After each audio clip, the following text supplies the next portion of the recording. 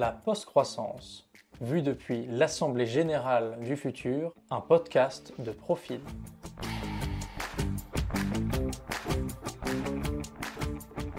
Chers actionnaires, serons-nous de bons ancêtres? Serons-nous à la hauteur de ce moment unique qui questionne notre humanité?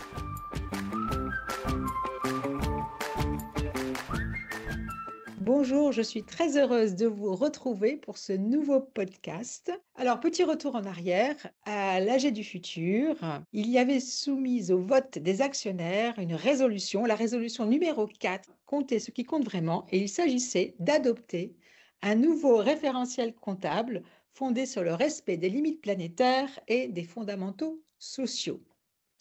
Alors, on va essayer d'approfondir cet angle avec précisément Hélène Le Thénault, qui était notre DAF multicapitaux de Mirliton et sur les planches. Bonjour Hélène. Bonjour. Et on va également entendre Maëlys Cartini, qui dirige le pôle recherche de Profil, qui elle n'était pas sur les planches, mais à la manœuvre pour travailler sur ce concept à travers différentes études que l'on va aborder. Bonjour Maëlys. Bonjour Geneviève, bonjour Hélène, bonjour à tous. Premier acte, en piste. Alors, je commence effectivement par rappeler que Mirliton est une entreprise qui n'existait pas. C'est l'entreprise qui nous a servi, on va dire, de fiction pour mettre en scène des sujets assez radicaux, dont celui d'une entreprise en pleine redirection vers la post-croissance. Et à un moment donné, qui dit redirection, dit compter différemment, puisque on va donner de la valeur à quelque chose qui est peut-être invisible ou qui n'est pas forcément considéré encore par les marchés. Donc, ça m'amène à ma première question pour toi, Hélène.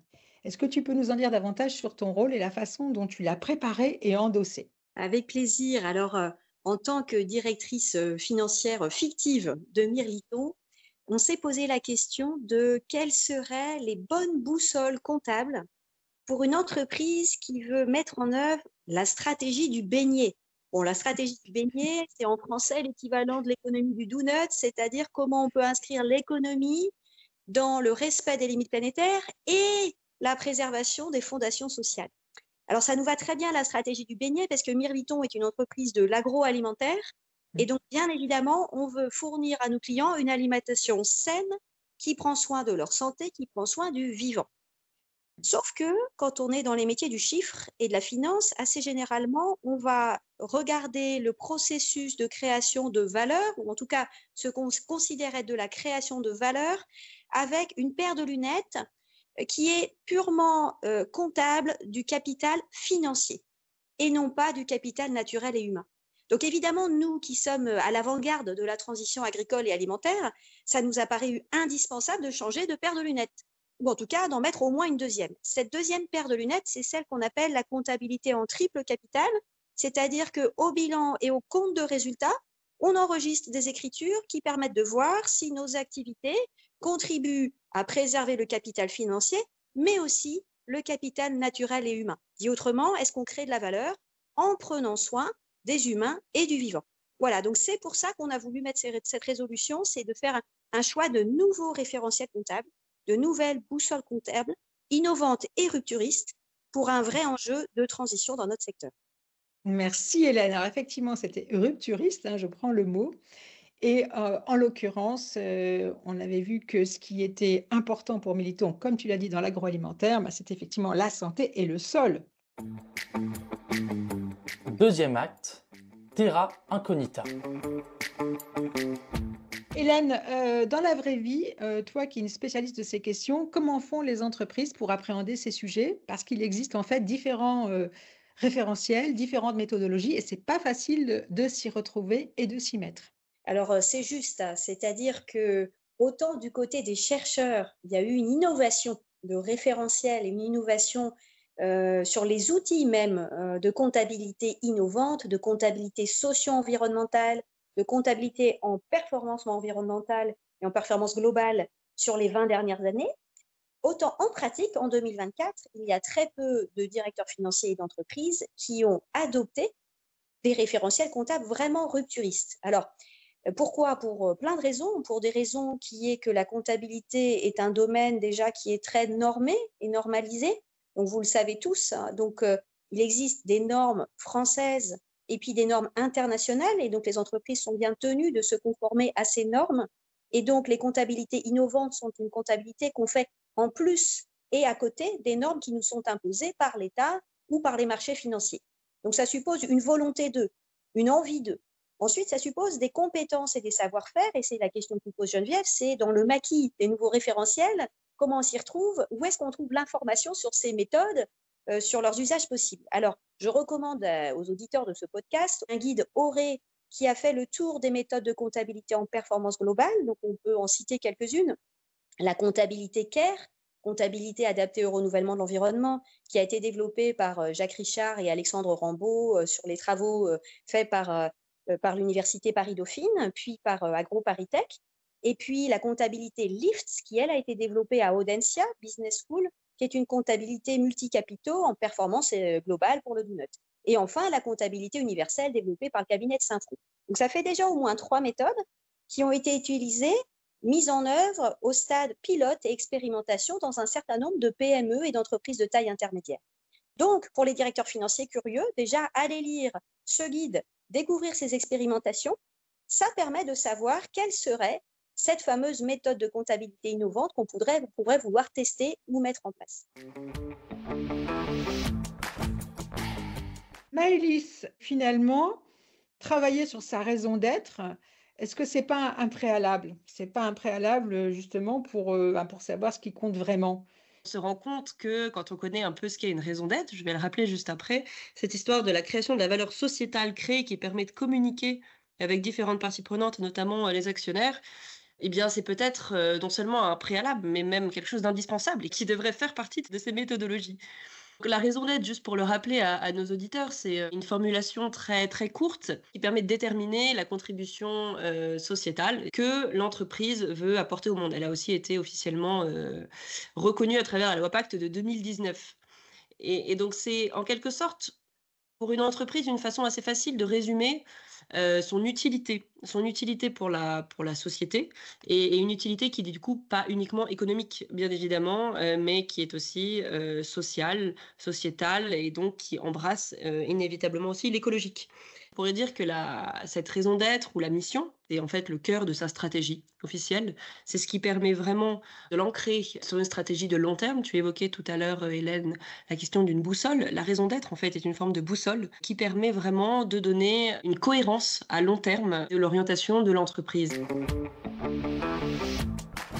Et je pense que c'est important à ce stade aussi de rappeler la mission de Mirliton, et qui peut nous servir d'exemple. Ce qui est quand même intéressant, c'est qu'avant d'avoir cette AG du futur sur la post-croissance avec Mirliton, donc en février 2024, il y a eu une première édition en 2019, une première AG du futur qui, elle, portait sur la définition de la raison d'être, enfin même de la mission de Mirliton. Et cette mission, c'était donc donner le goût de la biodiversité alimentaire dans le respect des limites de la planète. Et donc, en fait, quelque part, c'est la mission de Mirliton qui lui a permis d'arriver à tout un tas de résolutions, notamment la première, qui était, si je ne m'abuse, autour de la redirection vers des pratiques plus agroécologiques, très en lien avec les limites planétaires.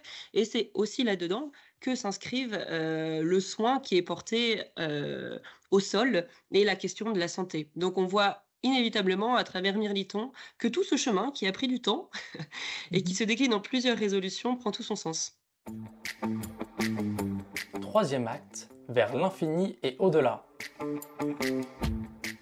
Alors, ça m'amène à la troisième question. Peut-être que les personnes qui nous écoutent posent la question de la CSRD. Donc, je me tourne vers toi, Hélène. Est-ce que cette fameuse CSRD, donc je la cite, hein, c'est Corporate Social Responsibility Directive, hein, qui est une obligation de dire précisément quels sont les capitaux naturels et sociaux qui sont impactés par l'entreprise et réciproquement. Est-ce que cette CSRD, c'est une bonne façon de rentrer dans cette interrogation, savoir ce qui compte vraiment, ou au contraire, la CSRD, ça va plutôt obscurcir le débat? Voilà, Hélène, si tu pouvais nous dire quelques mots. Alors je pense que la CSRD, c'est l'histoire du verre à moitié vide ou à moitié plein. Si on est positif, on va dire que la CSRD va conduire un certain nombre d'entreprises et d'investisseurs à se poser des nouvelles questions. Et donc, elle aura au moins une valeur pédagogique et peut-être un début de valeur stratégique. Si on est un peu plus pessimiste ou un peu plus noir d'humeur, on se dira que c'est une usine à gaz avec pléthore d'indicateurs génériques et pas forcément sectoriels ou adaptés à tel ou tel secteur ou taille d'entreprise, et qu'au fond, parfois, il suffirait de se poser 3 ou 5 bonnes questions plutôt que 200 pour arriver à la même conclusion. Et que donc, ça va générer une débauche d'énergie, de moyens, de budget et de dépenses, pas forcément utile pour adresser les gros sujets ou les éléphants au milieu de la pièce. Bon, donc je pense qu'il y a un peu de vrai dans les deux points de vue.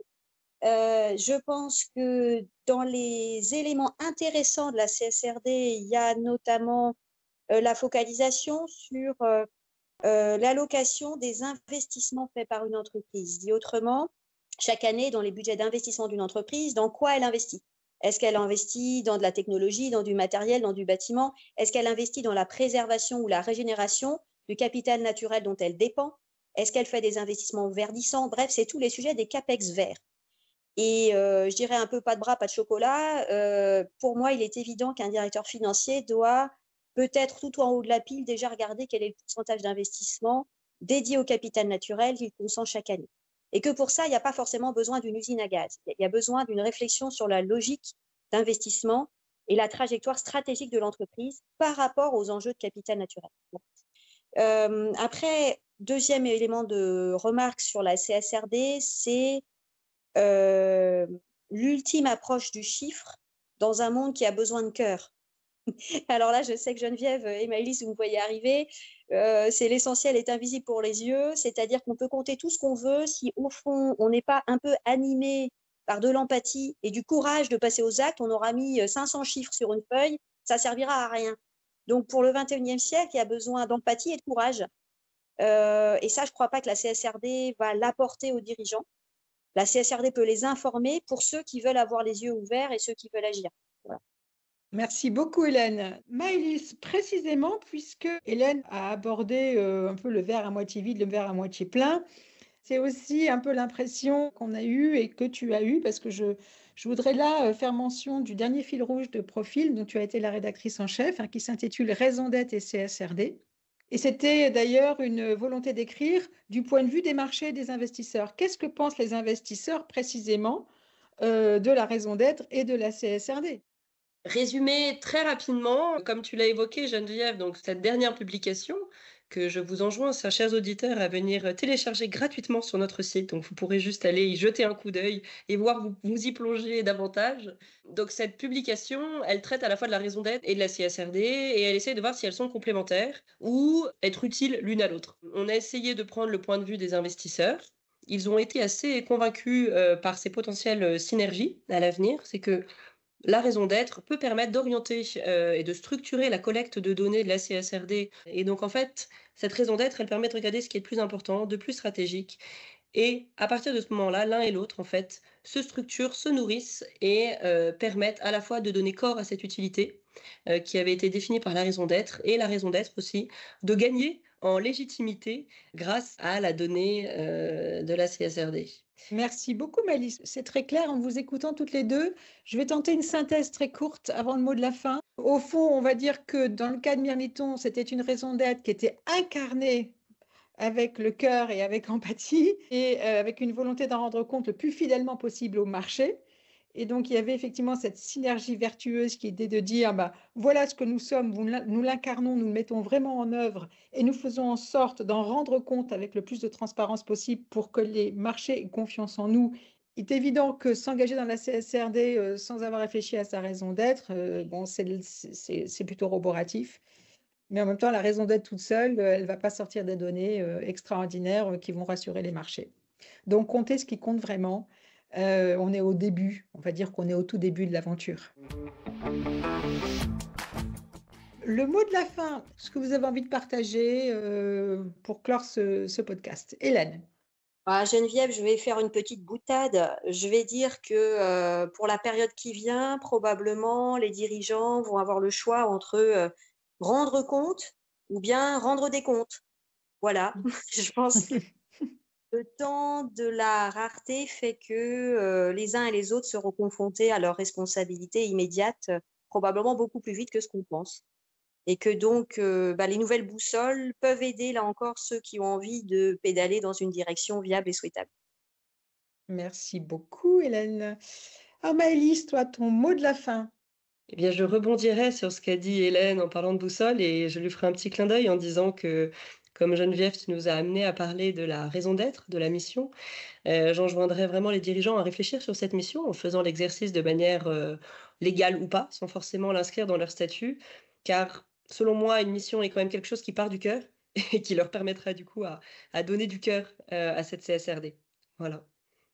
Merci beaucoup à toutes les deux. Donc, comptez, ce qui compte vraiment, c'est d'abord une démarche stratégique qui doit être incarnée et sur laquelle on doit mettre de vrais moyens, de la transparence. Et bon, on va dire que c'est comme si c'était fait déjà dans le capitalisme actuel, non? Bon, allez, on forme un vœu, ça va bientôt être le cas. Merci beaucoup à toutes les deux. À bientôt.